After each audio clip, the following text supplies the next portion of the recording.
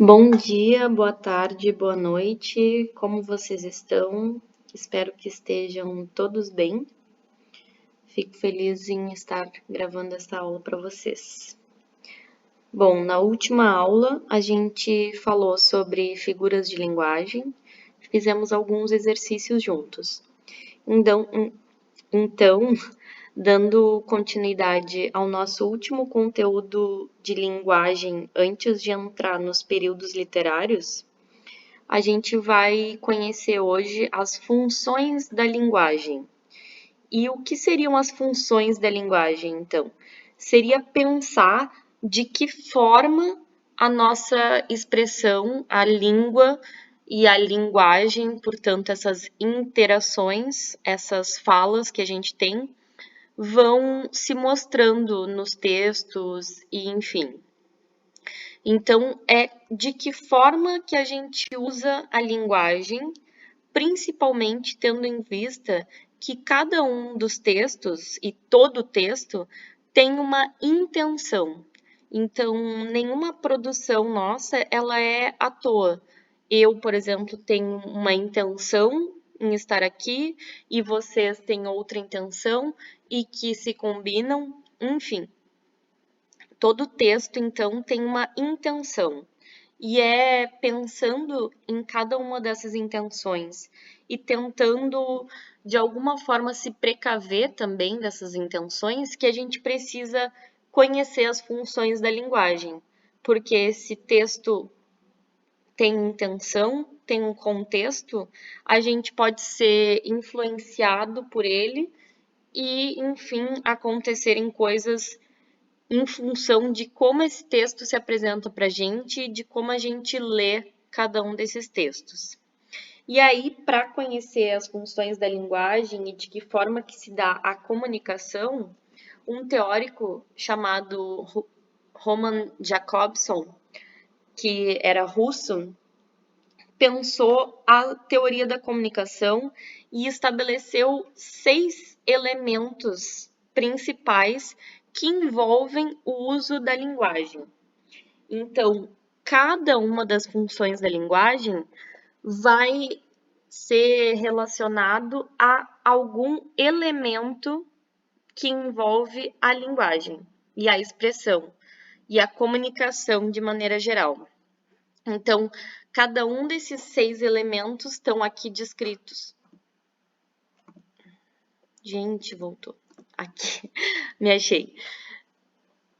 Então, cada um desses 6 elementos vão estar descritos aqui nesse mapa, digamos assim, que eu coloquei aqui para vocês.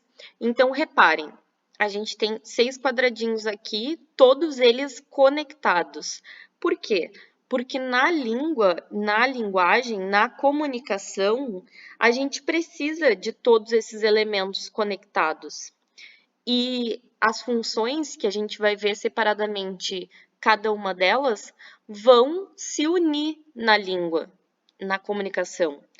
Nenhuma das funções vai acontecer de forma isolada, digamos assim. Alguns textos vão ter uma função da linguagem mais enfática, né, com mais evidência, mas, de forma geral, os textos se fundem, essas funções, elas se unem, certo? Então, a gente tem esses 6 elementos da linguagem. Emissor, que é quem emite a mensagem, quem fala. Então, nesse caso, quem está falando aqui sou eu, então eu seria a emissora. Tem quem recebe a mensagem, receptor, que nesse caso seriam vocês, né, que estão me ouvindo. Então, já temos aqui emissor e receptor. E a gente está falando o quê? Uma mensagem. Eu estou passando um conteúdo para vocês. Então, a gente tem uma mensagem sendo passada. Através de que meio? Como que a gente está fazendo isso? A partir de um código que é a língua portuguesa, então eu estou falando em português para vocês e vocês estão me compreendendo. A partir de que canal? Nesse caso, a gente tem o som. Se a gente tivesse ao vivo, vocês teriam a minha imagem também, e teriam os outros sons, a imagem, enfim. Esse seria o canal. Então, a gente tem vídeo, som, enfim. E a gente tem o quê? Em que contexto? Função tem um referente, que é o contexto. Em que situação que essa mensagem, através desse código e desse canal, é passada do emissor para o receptor, numa situação, que é, nesse caso, a aula. Então, a gente tem eu no emissor, vocês no receptor, o conteúdo na mensagem, o canal, que é a fala aqui, o código, que é a língua portuguesa, e um contexto, uma situação. Então, vejam, a gente tem esses 6 elementos. A partir desses 6 elementos é que a gente vai ter as 6 funções da linguagem, porque cada uma das funções da linguagem vão se conectar com cada um desses elementos da comunicação. Então, aqui eu tenho para vocês explicado e escrito, né, quem é o emissor ou locutor, receptor, a mensagem, o que é transmitido, código, qual é a convenção social de interação, o canal ou contato e o referente ou contexto. E aí, a partir, então, desses 6 elementos, a gente vai ter as 6 funções da linguagem. A função referencial, que vai dizer respeito ao contexto, é basicamente informativo.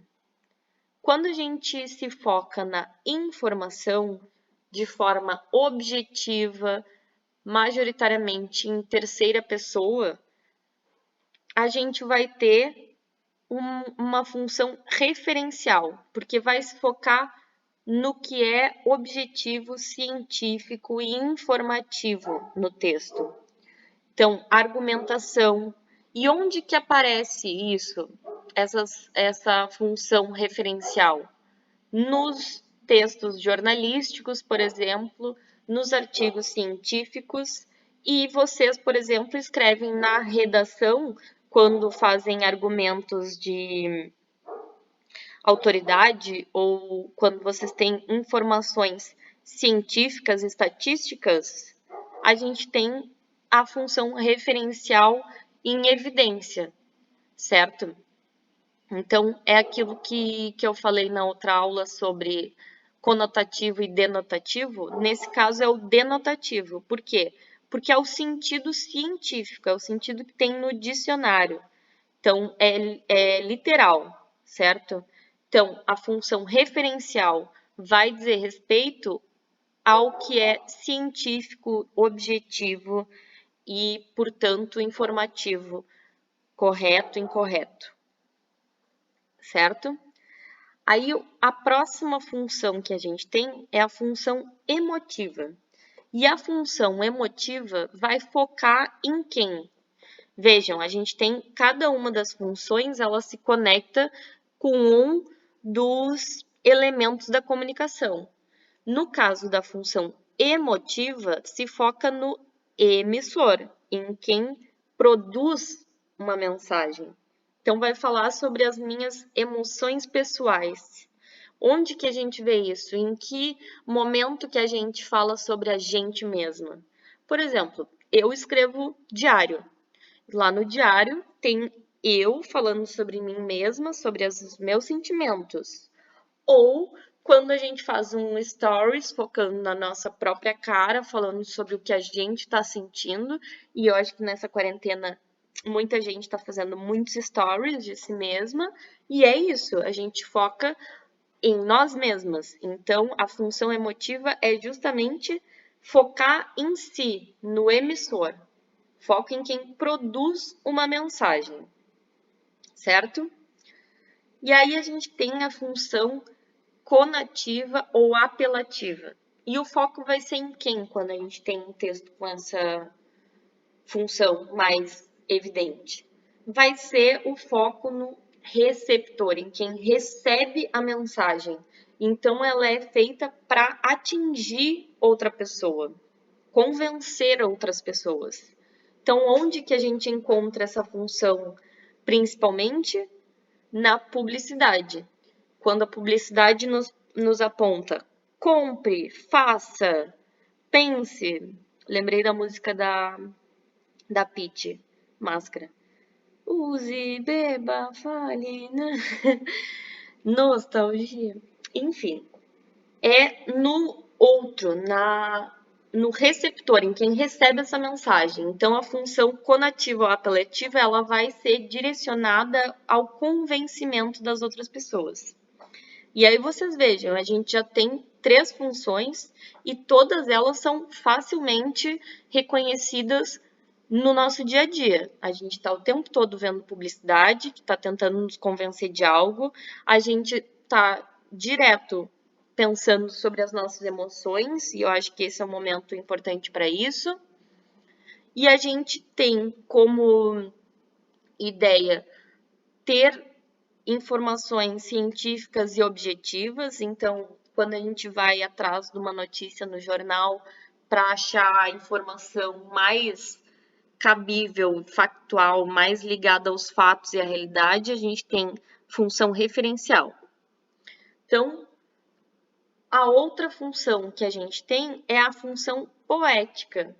E aí a função poética é o que a gente mais vê na literatura, porque é justamente a ideia de se focar na mensagem, esteticamente, numa beleza tanto sonora quanto visual, para se tentar compreender o todo do texto. Então, o foco na mensagem diz respeito a poder manipular o texto para que ele fique mais bonito esteticamente, certo? Então, a gente já viu, quando a gente viu nas outras aulas os poemas, o amor é fogo que arde sem se ver. Então, cria toda essa mensagem, toda essa fala, esses versos, para que se compreenda a mensagem de maneira mais bonita, poética possível, certo? Aí a gente tem a função metalinguística, que a gente também pode ver em poemas isso. Mas o que significa a função metalinguística? Metalinguístico significa que é a língua sobre a língua. Então, na literatura, por exemplo, seria um texto sobre texto, uma escrita sobre a escrita. E aqui diz, né, que a função metalinguística ela se relaciona com qual elemento desses 6? Com o elemento do código, que pode ser qualquer código, pode ser tanto escrito quanto imagem,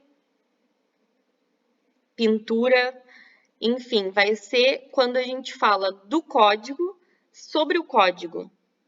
Então, quando a gente faz um filme sobre um filme, ou uma escrita sobre a escrita, vai ser o pensar sobre aquela linguagem que a gente está usando, certo? E a última função vai ser a função fática, que se relaciona com o canal. Então, o fático significa ruído. Então, sempre que a gente tiver uma tentativa de testar o canal, ei, psiu, estão prestando atenção? Essa foi a minha testagem do canal, de tentar ver se vocês estão no mesmo lugar que eu tô, testando esse canal. Então, alô, quem fala? Ou quando a gente fala sim, sim, claro, ou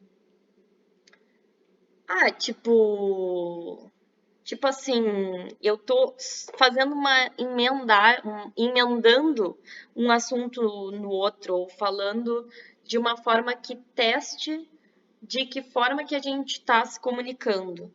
Nas músicas, por exemplo, a gente tem muito, né? Ei, psiu, beijo, me liga, ou aqueles esses sons, esses ruídos que ficam no nosso ouvido e que a gente começa a repetir eles, são função fática, porque de alguma forma está se tratando sobre esse canal, tentando estabelecer essa comunicação, certo? Então aqui a gente tem os 6 elementos da comunicação e aqui trago um resumo de cada uma das funções para que vocês leiam, releiam e possam compreender isso sempre que estiverem dúvidas, certo? Para além disso, vocês sempre podem entrar em contato comigo, tanto aqui nos comentários, no Google Class, no YouTube, ou no WhatsApp pessoal. Todas as vezes que vocês tiverem dúvidas, não estiverem conseguindo conectar uma coisa na outra, me mandem mensagem, tá? E é, é muito importante que a gente mantenha esse contato, tá bem? Tô aqui testando o nosso canal. E nas próximas aulas a gente vai ter outros temas, então é importante que vocês permaneçam com a gente, se esforçando, e é isso aí.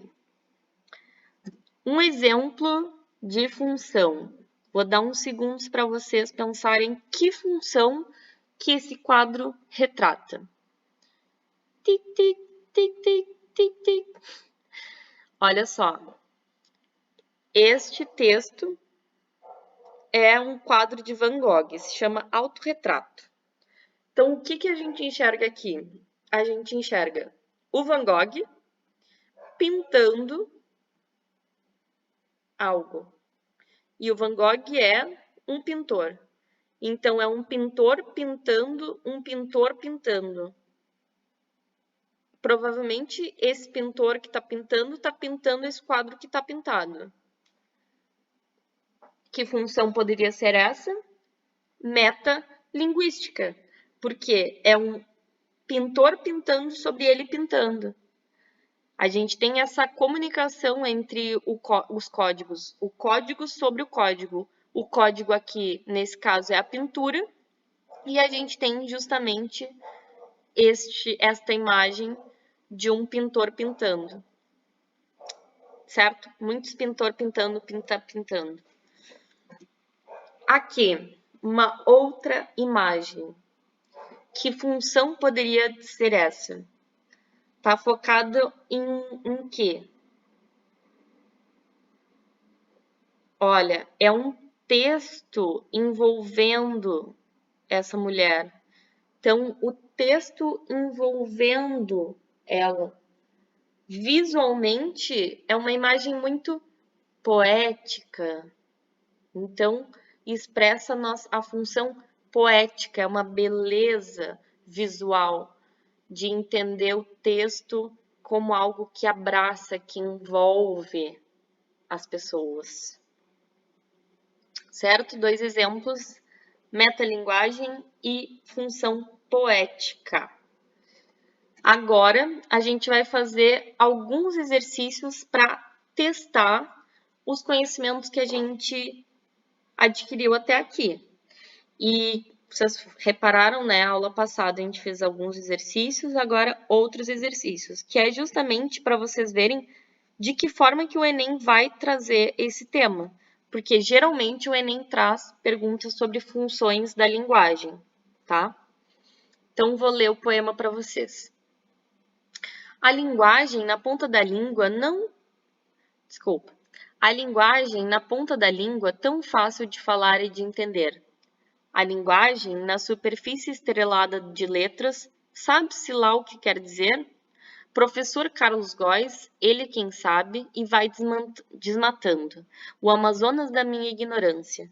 Figuras de gramática e esquemáticas atropelam-me, aturdem-me, sequestram-me. Já esqueci a língua em que comia, em que pedia para ir lá fora, em que levava e dava pontapé. A língua, breve língua entrecortada do namoro com a preminha. O português são dois, o outro, mistério. Então, a pergunta diz assim: explorando a função emotiva da linguagem, aí já disse qual é a função. Função emotiva, que se foca na própria pessoa que produz, nas emoções que se sente. O poeta expressa o contraste entre marcas de variação de usos da linguagem. Então, a gente vai entender o que seria a variação de uso da linguagem. Seria justamente, é um outro conteúdo, né? E que se vê muito nas interpretações de texto. E como a gente estuda textos muito diferentes na literatura, a gente vai ver como a língua ela pode ser múltipla e diversa. Então, eu e vocês, a gente fala a mesma língua de maneiras muito diferentes e tá tudo certo, não existe erro na língua enquanto as pessoas se compreendem. O que pode ter são desvios, né, do que é adequado ou inadequado em determinados contextos de escrita ou de fala, mas não existe erro.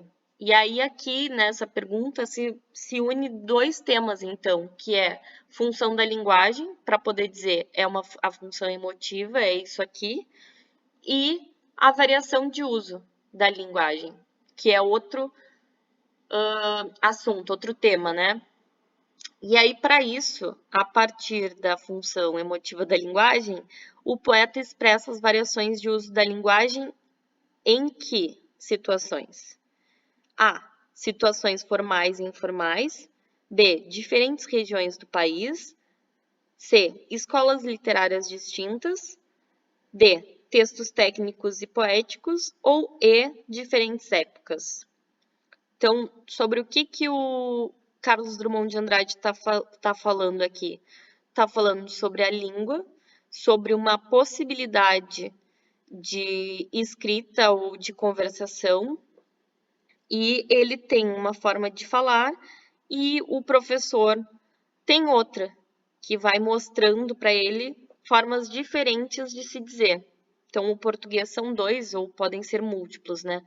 Nesse caso, ele fala em dois, e essas marcas de variação de uso da linguagem estão onde, então? Na alternativa A, que é situações formais e informais. Então, formais são quando o professor fala das figuras de gramática, etc. E quando o eu lírico, que a gente falou já, quando o eu lírico fala come, ou pede para ir lá fora, ou leva e dá pontapé, é um outro tipo de linguagem. Então, situação formal ou informal. Outro texto, com outra questão do Enem. Pequeno concerto que virou canção. Não há por que mentir ou esconder a dor que foi maior do que é capaz meu coração. Não há por que seguir cantando só para explicar. Não vai nunca entender de amor quem nunca soube amar. Ah, eu vou voltar para mim, seguir sozinho assim, até me consumir ou consumir toda essa dor, até sentir de novo o coração capaz de amar, capaz de amor, que é para rimar com dor, né? Geraldo Vandré. Então, na canção de Geraldo Vandré, tem-se a manifestação da função poética da linguagem. Por quê?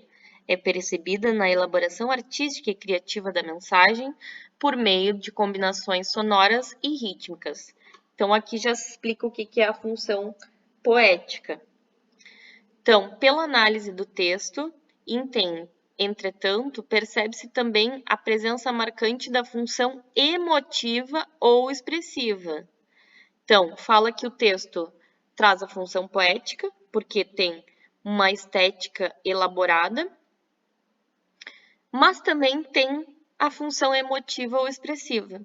E aí vocês precisam lembrar o que é a função emotiva expressiva, por meio do qual o emissor faz o quê? A. Imprime à canção as marcas de sua atitude pessoal, seus sentimentos. B. Transmite informações objetivas sobre o tema de que trata a canção. C. Busca persuadir o receptor da canção a adotar certo comportamento. D. Procura explicar a própria linguagem que utiliza para construir a canção. Ou E. Objetiva fortalecer ou verificar a eficiência da mensagem veiculada. Bom, se a gente acabou de ver que a função emotiva ou expressiva diz respeito aos nossos próprios sentimentos e à nossa própria pessoalidade, a resposta certa só pode ser a resposta A. Imprime à canção as marcas de sua atitude pessoal e seus sentimentos. Então, vocês notem que o mesmo texto pode ter duas funções da linguagem, pelo menos, nesse caso, certo? E aí aqui já deu várias informações sobre as outras, sobre pelo menos 4 funções da linguagem aqui. Mais uma pergunta. Estou farto do lirismo comedido, do lirismo bem comportado, do lirismo funcionário público com livro de ponto expediente, protocolo e manifestações de apreço ao senhor diretor. Estou farto do lirismo namorador, político, raquítico, sifilítico. Manuel Bandeira. Então, só para a gente lembrar que o lirismo, vem do lírico, aquele gênero lírico que a gente viu na primeira aula, que é o próprio texto poético, né? E o lirismo como essa entrada na emoção. Então, assinale a alternativa correta. O lirismo caracterizado no terceiro verso é o oposto do lirismo comedido do primeiro verso. O terceiro verso fala sobre o lirismo funcionário público, então não é o oposto ou diferente do comedido, né? B. No quarto verso, o eu lírico repudia o envolvimento amoroso. Estou farto do lirismo namorador? Vamos ver. C. Raquítico e sifilítico, nesse contexto, são palavras antônimas. Não sei. D. No terceiro verso, as expressões que caracterizam o lirismo pertencem a campos semânticos diferentes. Campos semânticos seriam significações diferentes, né? Funcionário público ou de protocolos e manifestações, dá no mesmo, né? Ou E. A palavra lirismo no poema é índice de função metalinguística, isto é, revela que o assunto do poema é o próprio fazer poético. Pensamos. A alternativa correta aqui vai ser justamente a que fala da função da linguagem que esse texto demonstra, que é a alternativa E. Porque o Manuel Bandeira está falando sobre a escrita de poesia, sobre o lirismo, sobre a escrita da lírica. Mais uma pergunta, então, para nós. Desabafo. Desculpem-me, mas não dá para fazer crônicazinha divertida hoje. Simplesmente não dá. Não tem como disfarçar. Esta é uma típica manhã de segunda-feira. A começar pela luz acesa da sala que esqueci ontem à noite. 6 recados para serem respondidos na secretária eletrônica. Recados chatos. Contas para pagar que venceram ontem. Estou nervoso, estou zangado. Então a pergunta é: nos textos em geral, é comum a manifestação simultânea de várias funções da linguagem, com o predomínio, entretanto, de uma sobre as outras, aquilo que a gente já falou. No fragmento da crônica Desabafo, a função da linguagem predominante é a emotiva ou expressiva. Então, aqui na pergunta, a gente já tem que a função da linguagem predominante é a expressiva ou emotiva. E a gente sabe o que significa isso. Então, pois o discurso do enunciador tem como foco o próprio código. B. A atitude do enunciador se sobrepõe àquilo que está sendo dito. C. O interlocutor é o foco do enunciador na construção da mensagem. D. O referente é o elemento que se sobressai em detrimento dos outros. Ou E. O enunciador tem como objetivo principal a manutenção da comunicação. Então, aqui, nessa pergunta, a gente já tem qual é a função da linguagem predominante. Está dada. Portanto, o que a gente precisa é conhecer características da função emotiva. E a função emotiva diz respeito a quê? Nossas próprias emoções. Então, o foco está em quem enuncia, no enunciador. Por isso, a resposta certa vai ser a letra B. A atitude do enunciador se sobrepõe àquilo que está sendo dito. Porque o principal não é a mensagem, não é o código, não é o interlocutor, ou seja, receptor dessa mensagem. Não é a manutenção da comunicação, é falar sobre si mesmo. Penúltima pergunta para nós. A biosfera, que reúne todos os ambientes onde se desenvolvem os seres vivos, se divide em unidades menores chamadas ecossistemas, que podem ser uma floresta, um deserto e até um lago. Um ecossistema tem múltiplos mecanismos que regulam o número de organismos dentro dele, controlando sua reprodução, crescimento e migrações. Aí tem esse texto e a pergunta é: predomina no texto a função da linguagem? Pronto. Se vocês lerem um trecho puramente científico, informativo, que função da linguagem que vai predominar nesse texto? Emotiva, porque o autor expressa seu sentimento relativo à ecologia? Ou B, fática, porque o texto testa o funcionamento do canal de comunicação? C, poética, porque o texto chama atenção para os recursos da linguagem? D, conativa, porque o texto procura orientar os comportamentos do leitor? Ou E, referencial, porque o texto trata de noções e informações conceituais?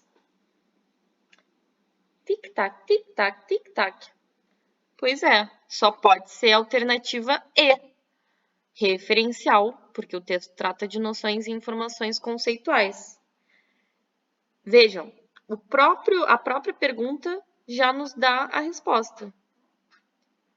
Função da linguagem, nos explicou cada uma delas, e aí a gente faz a ligação com aquilo que se leu no texto. Para finalizar, Canção do Vento e da Minha Vida, do Manuel Bandeira. O vento varria as folhas, o vento varria os frutos, o vento varria as flores, e a minha vida ficava cada vez mais cheia de frutos, de flores, de folhas. O vento varria o sonho e varria as amizades. O vento varria as mulheres, e a minha vida ficava cada vez mais cheia de afeto e de mulheres. O vento varria os meses e varria os teus sorrisos.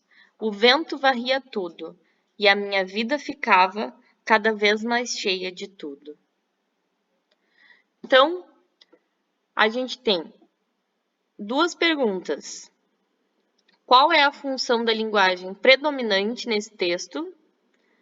Aí a gente vai ter ali os mesmos exemplos: fática, metalinguística, conativa, referencial ou poética. O que esse texto faz?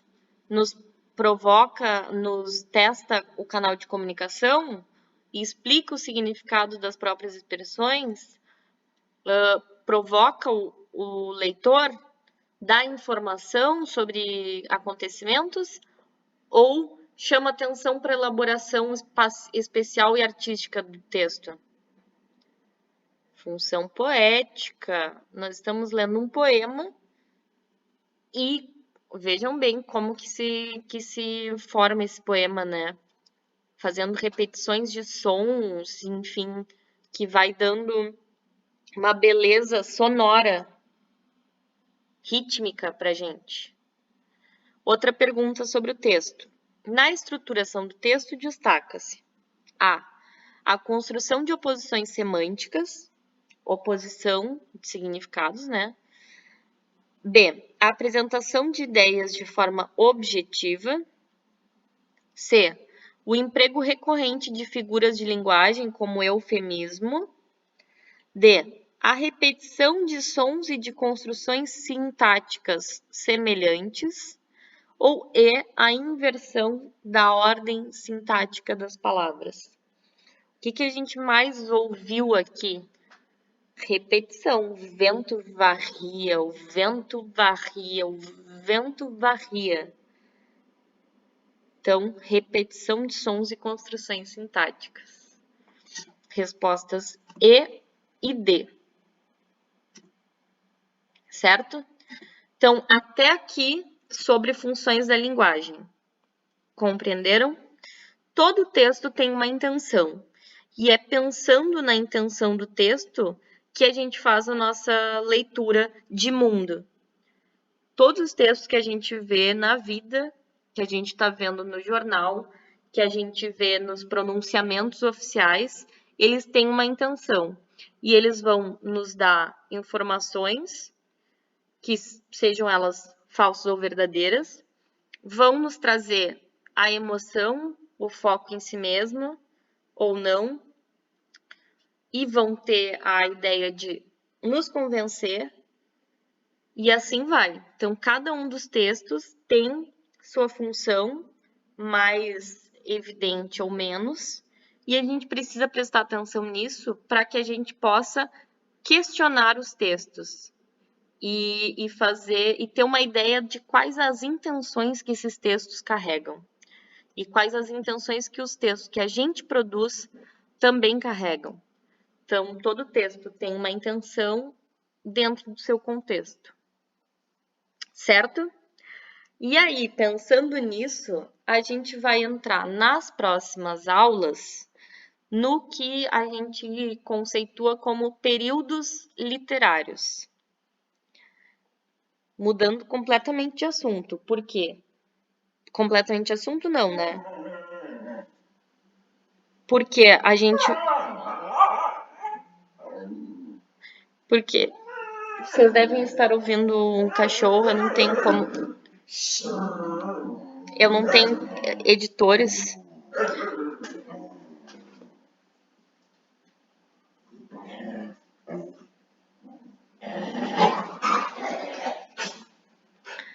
Então, a gente vai passar a pensar os textos todos da literatura a partir de uma periodização, a partir de períodos.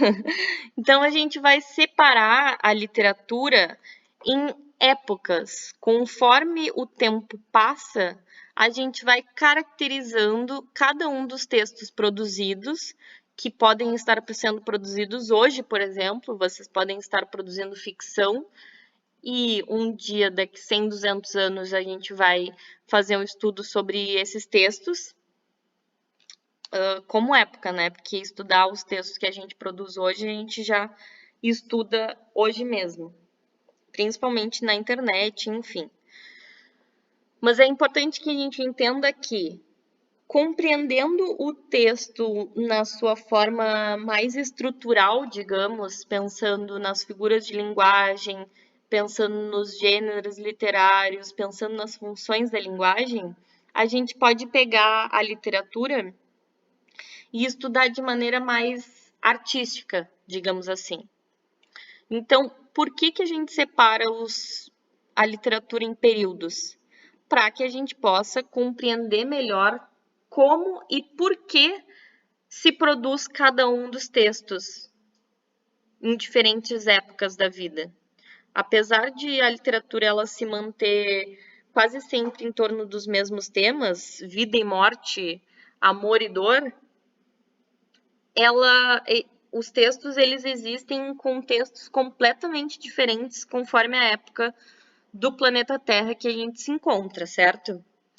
Então a gente vai ver todos esses períodos aqui que vocês estão vendo, desde o trovadorismo, humanismo, classicismo, quinhentismo, barroco, arcadismo, romantismo, realismo, naturalismo, parnasianismo, simbolismo, pré-modernismo, modernismo e o contemporâneo e a poesia marginal. Tudo isso, todos esses períodos literários, a gente vai ver nas próximas aulas, certo? Todos esses períodos caem com mais ou menos frequência no Enem e a gente vai tentar compreender a literatura como mais do que esses textos que ficam parados no tempo, e sim como textos que dizem respeito a quem a gente é e o quem a gente é hoje e para onde que a gente caminha no futuro. Porque olhando para a história, para o passado, a gente compreende como a gente chegou aqui e para onde que a gente vai. E a literatura nos mostra isso também, certo? Então, a aula de hoje é basicamente isso. Aqui estão as escolas literárias que a gente vai tratar a partir de agora, a partir das próximas aulas.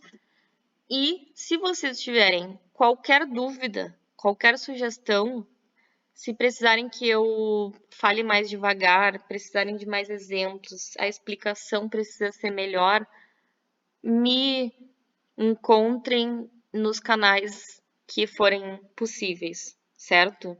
Aqui no WhatsApp, onde vocês quiserem, porque a opinião de vocês importa e a gente está aqui tentando dar o nosso melhor pelo melhor de vocês, tá bom?